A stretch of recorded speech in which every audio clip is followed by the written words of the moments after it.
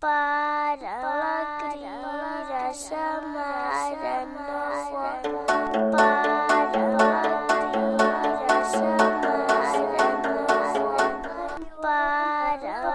alegria chamar a nova, para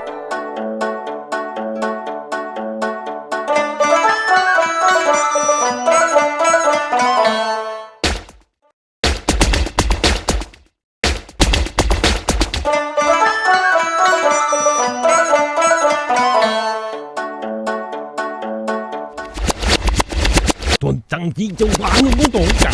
toàn tăng chi châu hóa ngưng của tổn cả toàn tăng chi châu hóa ngưng của tổn cả pobre carne solta sacaba.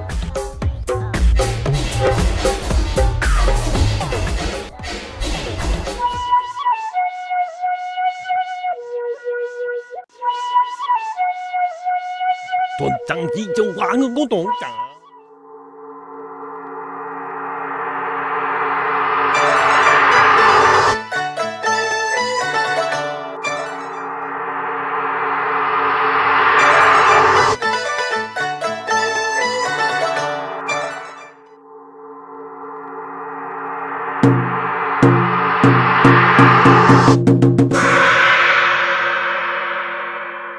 Para alegria chamar.